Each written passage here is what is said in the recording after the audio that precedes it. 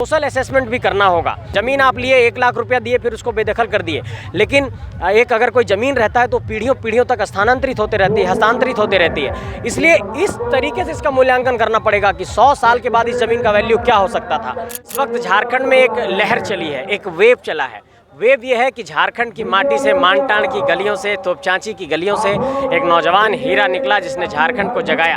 मैं धीरे धीरे इस आंदोलन पर एक किताब तैयार कर रहा हूँ, लेकिन ये किताब 2025 में रिलीज करेंगे ताकि आने वाली पीढ़ियाँ ये जान सके कि 2020, 21, 22, 23 के दौर में किस तरीके का आंदोलन हुआ था, कौन लोग थे। जैसे हम लोग आज निर्मल दा को पढ़ते हैं, हम लोग बिरसा मुंडा को पढ़ते हैं, आने वाली पीढ़ियाँ भी ऐसे कुछ इतिहास के पन्नों को पलट करके सीख सके। किसी विधेयक को शामिल करने की प्रक्रिया ये है कि पहले वो स्टेट कैबिनेट के पास आता है, फिर विधानसभा में जाता है, फिर विधानसभा से राज्यपाल के पास जाता है, राज्यपाल के बाद फिर वो गृह मंत्रालय में जाता है, सेंट्रल कैबिनेट के पास जाता है, सेंट्रल कैबिनेट के बाद वो गृह मंत्रालय में जाता है, फिर वो लोकसभा में जाता है, फिर राज्यसभा में जाता है, तब राष्ट्रपति के पास। इतनी सारी प्रक्रिया है। डेमोक्रेसी में एक लोकतांत्रिक शुचिता होती है, एक डेमोक्रेटिक एटिकेट्स होता है, एक मैनर होता है, और भारतीय लोकतंत्र की ये खूबसूरती है। ये लोकतांत्रिक शुचिता का पालन बिल्कुल करना चाहिए।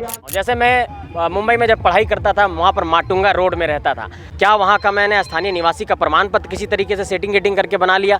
क्या वहाँ पर मैं अगर रेंट के कमरे में रहा तो मैंने ये दावा करने लगा कि मैं मराठी हो गया? झारखंड के भीतर एक वैचारिक क्रांति आई है। आप देखिए, लोग टी शर्ट प्रिंट करा के पहन रहे हैं अपने शौक से। लोग हम लोगों को सभा के लिए साउंड सिस्टम दान में दे रहे हैं। कोई टेंट वाला हम लोगों के लिए टेंट लगा दे रहा है। कोई गाँव घर वाले चावल दान दे रहे हैं तो वहाँ पर कुछ लोगों के लिए खाना बन जा रहा है। तो ऐसे 10, 20, 50, 100 रुपया करके गाँव घर के लोग सभाएँ करा रहे हैं। और देखिए, हमारे बाप दादा के पास इतना खेतिहर ज़मीन है कि अगर कुछ एक सभा कराना होगा तो 100-50 रुपया लोग जमा कर सकते हैं। और ऐसे ही क्राउड फंडिंग एक तरीके से कि गांव घर के लोग 10, 20, 100-50 जमा करके सभा को करा रहे हैं। आप लोगों का आरोप है कि आप लोग जनता को बरगलाते हैं। पहले बोले कि टाइगर जयराम महतो सीएम बनेंगे। पब्लिक का कहना है CM of Jharkhand Tiger Jairam Mahato. उसके बाद टाइगर जयराम महतो बोल रहे हैं कि हम सांसद का चुनाव लड़ेंगे गिरिडीह से, धनबाद से, जहाँ नीचे भी गर्मी ऊपर भी गर्मी। ये तो धोखा हो गया। वो सोच रहे थे हम अपना झारखंड में रखेंगे, ये सोच रहे हैं हम दिल्ली जाएंगे। एक बात समझिए, एक बात आपको समझाने की कोशिश करते हैं कि जब आप किसी रण क्षेत्र में होते हैं और जब लक्ष्य को हासिल करना होता है तो पहले कौन सा लक्ष्य सामने है उसको पहले हासिल करने की चेष्टा रखते हैं। इसलिए जब हम लोग इस सफ़र में निकले हैं तो पहले लोकसभा का चुनाव आएगा, तो इसलिए पहले एक बार हम लोग वहाँ फतह जीत करके दिखाएंगे और ये इतिहास दर्ज करके दिखाएंगे कि झारखंड के नौजवान जो है चुनावी राजनीति में आकर के कीर्तिमान को स्थापित कर सकते हैं। उसके बाद जब विधानसभा का चुनाव आएगा उस वक्त निर्णय लेंगे हम लोग कि क्या करना है। तो ये बात आप लोग पहले क्यों नहीं किए? आप लोग 32 खतियान करके नेता बन गए, पहले क्यों नहीं बोले? आप लोग तो बोल रहे थे पहले कि 32 खतियान लागू हो जाएगा तो हम लोग राजनीति नहीं करेंगे, लेकिन आप राजनीति करना शुरू कर दिए, कैंडिडेट देना शुरू कर दिए।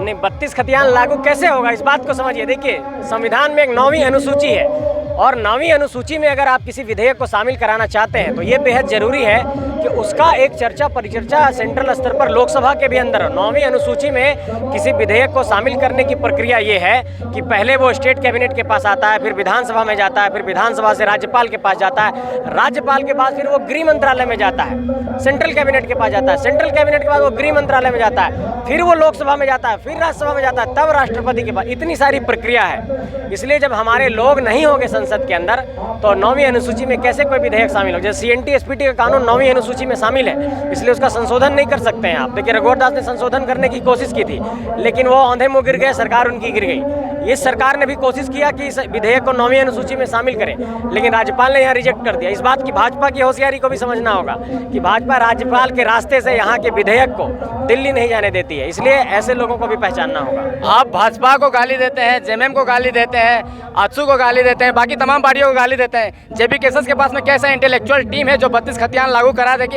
अगर है तो बताइए और तथ्य के साथ बताइए, कोई फेंका फेंकी नहीं। बिल्कुल तथ्य के साथ ये बता रहे हैं। झारखंड में 1932 का खतियान एक आधार होगा। आधार मतलब कि इसको एक सेंटर मानते हैं। उसके पूर्व के सर्वे 1908 में हुआ, उसके पश्चात के सर्वे जो 1954 और 1964 में हुआ, ये एक आधार बनेगा। आधार बनाने के बाद एक विधेयक बनेगी। उस विधेयक में सभी लोगों को ये सम्मिलित किया जाएगा कि झारखंड में अंतिम सर्वे कब हुआ, और अंतिम सर्वे को हम लोग कवर करते हुए एक झारखंड में स्थानीय नीति बनेगी। उस स्थानीय नीति को पहले झारखंड की कैबिनेट में लाया जाएगा, कैबिनेट के बाद उसको झारखंड के सदन के अंदर में रखा जाएगा, सदन के अंदर के बाद उसको राज्यपाल के पास भेजेंगे, और राज्यपाल महोदय के पास भेजने के बाद उसको हम लोग सेंट्रल कैबिनेट में भेजेंगे। राज्यपाल पास ही तो अटक अटक जाता है दादा? राज्यपाल के पास इसलिए नहीं अटकेगा क्योंकि जब आप एक बात समझिए कि राज्यपाल संवैधानिक पहलू को गौर करने की बात कहेंगे, संविधान के पहलू को गौर करते हुए कहेंगे कि आप लोग विधेयक बनाइए। सरकार ने इस बार जो रिजेक्ट किया उसने कहा कि समानता के अधिकार का उल्लंघन हो रहा है। हम लोग साफ तौर पर दूसरे राज्यों का भी हवाला देते हुए और ये भी कहेंगे कि संविधान के आप देखिएगा कि अनुच्छेद 14-16 में आप देखिएगा कि जो जिस तरीके से अधिकार की बात कही गई है लोकल लोगों के लिए, स्थानीय लोगों के लिए, इसलिए हम लोग साफ तौर पर ये कहते हैं कि अगर आंध्र प्रदेश को 371D के तहत एक विशेष अधिकार मिल सकता है अपनी नौकरियों को आरक्षित करने के लिए, तो या तो 371D में हमें झारखंड को शामिल करना होगा, झारखंड के लिए विशेष प्रावधान बनाना होगा, या तो झारखंड की स्थानीय नीति को 9वीं अनुसूची में शामिल करना होगा, और या तो झारखंड के भीतर झारखंड के कैबिनेट में जो यहाँ पर हमारे विधानसभा के अंदर जो नीतियाँ प्रसारित हो उसको ऐसे लोग जाकर के बार बार कोर्ट में चुनौती ना दें जो झारखंड के खिलाफ की विचारधारा रखते हैं। झारखंड में क्या हो रहा है कि विधेयक बन जाने के बाद उस पर प्रक्रिया भी शुरू होती है, लेकिन जो झारखंड के खिलाफ विचारधारा रखते हैं वैसे लोग हाईकोर्ट चले जाते हैं और विधेयक को चैलेंज कर देते हैं, और इस कारण से भी एक बड़ी समस्या उत्पन्न हो रही है। ये विधेयक बिल्कुल लागू होगा और ये कानून के स्वरूप में सामने आकर के झारखंडियों का हक अधिकार भी ठंडा मतलब कोको कोला होता है, जेबी केसेस मतलब जयराम महतो होता है क्या? जयराम महतो जब आते हैं तभी तक भीड़ रहता है और बाकी समय में भीड़ चला जाता है। ऐसा नहीं रहता है कि मतलब जब क्राउड जो रहता है वो ज़्यादा क्राउड जो है कि जयराम महतो को सुनना पसंद करता है, जेबी केसेस में जितने भी सदस्य हैं उनको थोड़ा कम करते हैं उनकी अपेक्षा। देखिए, दरअसल बात क्या है कि इस वक्त झारखंड में एक लहर चली है, एक वेव चला है। वेव ये है कि झारखंड की माटी से, मानटाण की गलियों से, तोपचांची की गलियों से एक नौजवान हीरा निकला जिसने झारखंड को जगाया। अब इसके बाद झारखंड के लोगों में एक तरीके से उनके प्रति एक उत्सुकता है, उनको देखने की, उनको सुनने की। आप एक बात समझिए कि जब जिस तरीके से एक स्क्रिप्टेड, आप कहिए कि 2014 में, 2019 में एक वेव आया मोदी जी का, वो 2 बार सरकार भी बनाए, तो राजनीतिक में, सामाजिक समीकरणों में ऐसा वेव लगातार भारतीय राजनीति के ऊपर आता रहा है। एक बार कभी भी आया, आप देखे होंगे कि इंदिरा इज इंडिया, ऐसा भी एक स्लोगन दिया गया था। इसलिए झारखंड में इस वक्त आप समझ के रखिए कि जो हमारे जयराम महतो जी हमारे केंद्रीय अध्यक्ष हैं, उनकी अपनी एक लोकप्रियता है, उनकी अपनी एक पहचान है, उनकी अपनी एक मौलिकता है, उनकी अपनी एक विशिष्टता है, और उसके कायल झारखंड के हर जनमानस हैं, और इस कारण से उसको लोग सुनने आ रहे हैं, उनको लोग सुनने आ रहे हैं और बहुत बेसब्री से उनका इंतजार भी करते हैं। और चूंकि सभा में काफ़ी लेट हो जाती है, काफ़ी शाम हो जाता है, तो इस कारण से लोग फिर अपने घर द्वार जाने लगते हैं। ऐसा हम लोग भी, कई लोग इंडिपेंडेंट सभा करते हैं, जैसे कुछ दिनों पहले हम लोगों ने शिल्ली में सभा किया, काफ़ी लोग आए, ऐसा बात नहीं है। लेकिन होता क्या है कि जिस सभा में हमारे केंद्रीय अध्यक्ष आते हैं तो वो एक तरीके से उस केंद्र में होते हैं और उनको लोग सुनते हैं। लेकिन आप एक शब्द में बताइए कि जयराम महतो में क्या एक ऐसा खास क्वालिटी है जो सिर्फ उसी को सुनना ज़्यादा पसंद करती है पूरा झारखंड में? वो किसी एरिया से लिमिटेड नहीं है क्या? कोई एक खास लिमिटेड है, मतलब ऐसा क्वालिटी है? देखिए, उनमें क्वालिटी ये है कि वो झारखंडी माटी, झारखंडी इमोशन के टच को रखते हैं। जैसे आप तो सब रखते हैं वो, लेकिन एक बात आपको ये समझना होगा कि झारखंड के भीतर जब भी आप देखिए आदिवासियों और मूलवासियों की बात, जब भी राजनीतिक अंकुरन होता है, और ख़ास तौर पर जब अभी झारखंड में एक नया राजनीतिक अंकुरन हुआ है, तो जहाँ तक जो सामाजिक सहयोग की बात है, गांव घर के लोगों की बात है, उनको सुनने की बात है, और जहाँ तक उनके खासियत की बात है कि जब भी वो किसी सभा में जाते हैं तो कार्यक्रमों के अनुरूप, वो विषयों के अनुरूप बातों को रखते हैं। ऐसा नहीं है कि कर्म के कार्यक्रम में गए तो किसी और विषय पर बात रख रहे हैं। तो विषयों को लेकर उनकी अपनी एक पकड़ भी है, और एक तरीके से कहिए कि वो नर्व को पहचानते हैं, जनता की नब्ज को वो जानते हैं कि लोग क्या सुनना पसंद करते हैं, क्या जानना पसंद करते हैं, और इस कारण से उनकी अपनी एक विशिष्ट लोकप्रियता इस झारखंड के भीतर तैयार हो रही है, जो झारखंड में अभी किसी नेता के पास ये लोकप्रियता नहीं है। जी दादा, जेबी केसेस इंडियन है कि भारतीय है? क्योंकि भारत और इंडिया में बड़ा कॉन्ट्रास्ट चल रहा है। नहीं, इंडियन कॉन्स्टिट्यूशन को पढ़ेंगे तो उसमें लिखा हुआ इंडिया दैट इज भारत, मतलब इंडिया, तो फिर अर्थात भारत, तो लड़ाई किस बात का है? लड़ाई उन लोगों ने दिया है जो लोग पैसे, पूंजी, रोटी की राजनीति को, रोजगार की राजनीति को, और यहाँ के नौजवानों को जो लोग नहीं चाहते हैं कि सही दिशा में वो राजनीति कर आप पॉलिटिकल पार्टी से बिलोंग करते हैं, आप किधर जाते हैं, इंडिया की Bharat? India that is Bharat, मतलब हम लोग भारत से भी उतना ही प्रेम करते हैं जितना इंडिया से प्रेम करते हैं। इंडिया और भारत दोनों एक ही है, अलग नहीं है। एक नहीं है दादा, 2 गुट बन गया है, लड़ रहा है दोनों। नहीं, इस बात को आप समझिए, इंडिया का जो गठबंधन बना है, उन लोगों ने अपने गठबंधन का नाम इंडिया रखा है, और I.N.D.I.A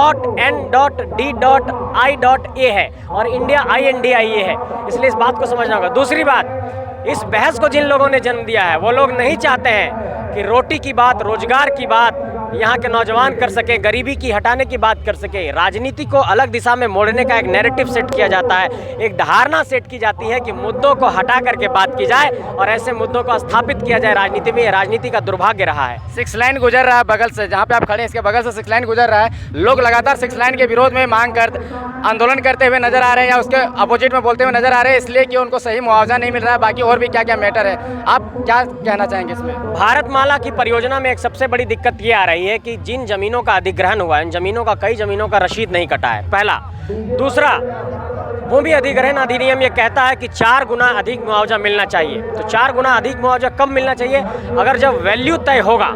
अगर 25,000 रुपये 1 डिसमिल का हुआ, ठीक है, तो आप समझ लीजिए कि अगर 1 कट्ठा का 25,000 रुपये तय किए, तो इसका मतलब कि 25 दूना 50 यानी 1 लाख रुपया हुआ। मेरे ख्याल से जब भूमि की प्रकृति तय की जाती है कि व्यावसायिक योग्य भूमि है, कृषि एक भूमि है, टांड है, उस पर भू अर्जन का कार्यालय एक पंचाट बनाता है और उसका वैल्यू तय करता है। वैल्यू तय करने के समय ये दिक्कत आ रही है कि गांव के ज़मीनों का वैल्यू बहुत कम तय किया जा रहा है। उस कारण से जो 4 गुना मुआवजा की बात है वो सामने नहीं आ पा रही। इसमें एक तरीके से सोशल असेसमेंट भी करना होगा कि अगर किसी की ज़मीन जा रही है तो सामाजिक तौर पर कितना प्रभाव पड़ेगा, उसकी पीढ़ियाँ कितनी प्रभावित होगी, कितने पीढ़ी तक का रोजगार प्रभावित होगा। ज़मीन आप लिए 1 लाख रुपया दिए, फिर उसको बेदखल कर दिए, लेकिन एक अगर कोई ज़मीन रहता है तो पीढ़ियों तक स्थानांतरित होते रहती है, हस्तांतरित होते रहती है। इसलिए इस तरीके से इसका मूल्यांकन करना पड़ेगा कि 100 साल के बाद इस ज़मीन का वैल्यू क्या हो सकता था। इसलिए हम लोग ये साफ तौर पर कहना चाहते हैं कि सबसे पहले सीओ के स्तर पर उसका रसीद सही तरीके से काटा जाए, पंचायत में उसका वैल्यू सही बने, फिर गाँव वालों को सही से नोटिस दिया जाए। नोटिस के बाद वो आपत्ति दर्ज कराएं, आपत्ति के दर्ज के बाद वो उसमें मुआवजा में वृद्धि हो और उसके बाद जितना मुआवजा तय हो उसका फिर 4 गुना मुआवजा उनको मिले और वो मुआवजा सम्मानजनक होना चाहिए। और उसके बाद पुनर्वास के लिए भी सोचना चाहिए कि अगर ये ज़मीन चली जाएगी तो उनका रिहेबिलिटेशन और रीसेटलमेंट कैसे होगा, वो पुनर्वास के लिए भी सोचना होगा। एक बात लगातार उठते रहता है कि जेबी केसेस के जो वक्ता होते हैं उनके भाषा का लेवल लगातार गिरता हुआ दिखता है। कभी साला बोल देते हैं, कभी कुछ, मतलब अननेसेसरी वर्ड जो सोशली हम लोग यूज नहीं कर सकते, वैसे वैसे बड़े बड़े लोग कह देते हैं। क्या कमेंट करना चाहेंगे? मैंने व्यक्तिगत तौर पर हमेशा इस बात का ख्याल रखा है कि ऐसे किसी भी शब्द का मेरे जुबान से ना निकले, और शायद मेरी जुबान से ऐसा नहीं निकला होगा, लेकिन अगर ऐसा किसी साथी के जुबान से निकला है उसके प्रति मैं क्षमा प्रार्थी हूँ। और देखिए, डेमोक्रेसी में एक लोकतांत्रिक शुचिता होती है, एक डेमोक्रेटिक एटिकेट्स होता है, एक मैनर होता है, और भारतीय लोकतंत्र की ये खूबसूरती है। ये लोकतांत्रिक शुचिता का पालन बिल्कुल करना चाहिए। आपके चैनल के माध्यम से अपने तमाम साथियों को भी ये संदेश देना चाहता हूँ कि इस देश की लोकतंत्र को जिंदा रखने के लिए एक व्यवहार, एक सौम्यता, एक विनम्रता, एक लोकतांत्रिक शुचिता, एक डेमोक्रेटिक एटिकेट्स और मैनर का पालन करिए, एक ऐसी बाउंड्री लाइन का पालन करिए और ऐसे किसी असंसदीय शब्द का प्रयोग ना करिए जिसे सामाजिक तौर पर प्रयोग नहीं किया जा सकता है, जिसे राजनीतिक तौर पर प्रयोग ना किया जा सकता है, और ना ही ऐसे किसी भी शब्द का मेरे दृष्टिकोण से कहीं भी प्रयोग नहीं करना चाहिए, अपने गांव समाज में भी नहीं करना चाहिए। इसलिए मैं साफ तौर पर ये संदेश देना चाहता हूँ कि ऐसा किसी भी शब्द का किसी ने प्रयोग किया है तो ऐसे शब्द का प्रयोग नहीं किया जाना चाहिए। आप बाहरी भीतरी की लड़ाई लड़ते हैं, जेबी केसेस मूलतः बाहरी भीतरी की लड़ाई लड़ती है। अगर कोई बाहर का आदमी, यूपी का आदमी, बिहार का आदमी अगर जेबी केसेस से जुड़ना चाहेगा तो कैसे जुड़ेगा? आप तो बोलते हैं बाहरी भाषा नहीं चलतो, भोजपुरी नहीं चलतो। अगर भोजपुरी बोलने वाला कोई जेबी केसेस से जुड़ना चाहेगा कैसे जुड़ेगा? बहुत स्वागत है उनका। ये लड़ाई बाहरी और भीतरी की नहीं है, ये लड़ाई आइडेंटिटी की है। और मैं इस बात कहना चाहता हूँ, मैं अपना एक एक्सपीरियंस शेयर करना चाहता हूँ। जैसे मैं मुंबई में जब पढ़ाई करता था, वहाँ पर माटुंगा रोड में रहता था, तो मुंबई में मैं रहने गया, पढ़ने गया, तो क्या वहाँ पर मैं स्थानीय निवासी हो गया? क्या वहाँ का मैंने स्थानीय निवासी का प्रमाण पत्र किसी तरीके से सेटिंग करके बना लिया? क्या वहाँ पर मैं अगर रेंट के कमरे में रहा तो मैंने ये दावा करने लगा कि मैं मराठी हो गया हूँ? ठीक उसी तरीके से अगर कोई बिहार के किसी इलाके से यहाँ पर बसे हुए हैं, उनको इस बात को समझना चाहिए कि 15 नवंबर 2000 की तारीख को भारतीय कानून के अनुसार, बिहार राज्य पुनर्गठन अधिनियम 2000 के अनुसार ये झारखंड पूरी तरीके से अलग हो गया है और झारखंड एक अलग राज्य है। और निश्चित तौर पर अगर वो इस देश के किसी भी हिस्से के रहने वाले हैं तो कहीं ना कहीं वो नेटिव होगा, उनका कहीं ना कहीं उनका पैतृक आवास होगा, कहीं ना उनके दादा परदादा का पैतृक आवास होगा। इसलिए साफ तौर पर कहना चाहते हैं कि यहाँ पर सिर्फ जन्म लेने से, यहाँ पर एक कट्ठा ज़मीन ले लेने से, यहाँ पर एक घर बना लेने से आप झारखंडी नहीं हो जाएंगे। झारखंडी की परिभाषा ये तय करेगा कि किसके पास खतियान है, किसके पास ज़मीन का पेपर है। आप भले यहाँ पर 1950 में आए हो, चाहे 1960 में आए हो, चाहे 1940 में आए हो, चाहे आज़ादी के पहले आए हो, अगर यहाँ पर आपका खतियान नहीं है, आपके पूर्वजों का ज़मीन नहीं है, तो ये झारखंड के भीतर ये तय मानना चाहिए आपको कि जो स्थानीय नीति बिहार में लागू है, बिहार राज्य पुनर्गठन अधिनियम 2000 की धारा 85 में ये साफ तौर पर उल्लेखित किया हुआ है कि अलग राज्य बनने के बाद झारखंड भी उन्हीं नीतियों को पालन कर सकता है जो बिहार पालन करेगा। सिर्फ वहाँ पर झारखंड शब्द का इस्तेमाल करना है जहाँ जहाँ बिहार है, और बिहार में आज भी ज़मीन के आधार पर, खतियान के आधार पर स्थानीय नीति लागू है, वहाँ भी 32 का खतियान वैलिड है। तो जब हम बिहार का ही हिस्सा थे 15 नवंबर 2000 के बाद जब हम झारखंड बने हैं, तो झारखंड में स्थानीय नीति का आधार खतियान क्यों नहीं होना चाहिए। आपने दूसरा सवाल किया कि वैसे लोग कैसे आएंगे। मैं ये कहना चाहता हूँ कि ये लोकतंत्र बनता है समन्वय से, ये डेमोक्रेसी बनता है एक कोऑर्डिनेशन से। और वैसे लोग जो हमारे दल में आना चाहते हैं और ये सीना ठोक कर कहना चाहते हैं कि हाँ मैं एक बिहारी हूँ, लेकिन इन झारखंडियों के आवाज़ के साथ हूँ, इन झारखंडियों के आंदोलन के साथ हूँ, उन सभी साथियों का स्वागत है। आइए मिलकर के झारखंड को बचाते हैं। और भले एक आप बिहारी हों, लेकिन आइए हमारा सहयोग दीजिए और जोरदार आवाज़ में ये कहिए, बड़ा दिल दिखाते हुए, कि मैं एक बिहारी होते हुए भी झारखंडियों को मदद कर रहा हूँ। ऐसे सभी साथियों का स्वागत है जो हमारे संगठन में आना चाहते हैं। ये बाहरी और भीतरी की लड़ाई नहीं, ये पहचान की लड़ाई है। अंत में क्या कहेंगे जेपी केसर से जलने वालों के लिए? देखिए, एक बात आप समझिए, भारतीय लोकतंत्र के भीतर ऐसा मुझे नहीं लगता। मैं तो देश के तमाम राज्यों में आप गया। यहाँ सभा किए हैं, बहुत लोगों को कष्ट हुआ है। मैं ये बताना चाहता हूँ साफ तौर पर वैसे लोगों को बहुत ही विनम्रता से ये संदेश देना चाहता हूँ कि लोकतंत्र में सबको अपनी बात रखने का अधिकार है, जलने की कोई बात नहीं है। और मैं ये बताना चाहता हूँ कि मैंने भारत के तमाम राज्यों में घूमा, उत्तर के राज्यों में, दक्षिण के राज्यों में, पूर्व के राज्यों में, नॉर्थ ईस्ट के राज्यों में, मैं मेघालय गया, शिलोंग गया, बहुत जगहों पर गया हूँ। लेकिन मैंने ऐसे राजनीतिक रैली को, ऐसे राजनीतिक एक तरीके से आंदोलन को, ऐसे सामाजिक आंदोलन को कहीं भी नहीं देखा। मैंने अलग अलग इलाकों में, देश के इलाकों में देखा है कि इतना क्रेज एक माटी से निकलकर, बिना किसी पैसे पूंजी की राजनीति के, बिना किसी बुनियाद के, बिना कोई कॉरपोरेट सहयोग के इतना बड़ा आंदोलन खड़ा होना, ये भारतीय राजनीति में अपने आप में एक बहुत बड़ी परिघटना है।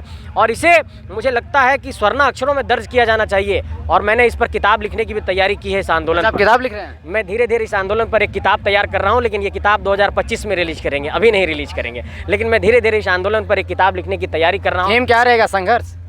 हाँ, संघर्ष ही रहेगा कि झारखंड जो है किस तरीके से एक नए दौर में, एक नए आंदोलन को पैदा करके एक नया झारखंड तैयार हो रहा है। और उसकी समरगाथा जो हम लोग अपनी आंखों से देख रहे हैं, उसको शब्दों में पिरोने का काम करेंगे, ताकि आने वाली पीढ़ियां ये जान सके कि 2020, 21, 22, 23 के दौर में किस तरीके का आंदोलन हुआ था, कौन लोग थे। जैसे हम लोग आज निर्मल दा को पढ़ते हैं, हम लोग बिरसा मुंडा को पढ़ते हैं, आने वाली पीढ़ियाँ भी ऐसे कुछ इतिहास के पन्नों को पलट करके सीख सके, इसलिए हम लोग इसको संयोजन करने का काम कर रहे हैं।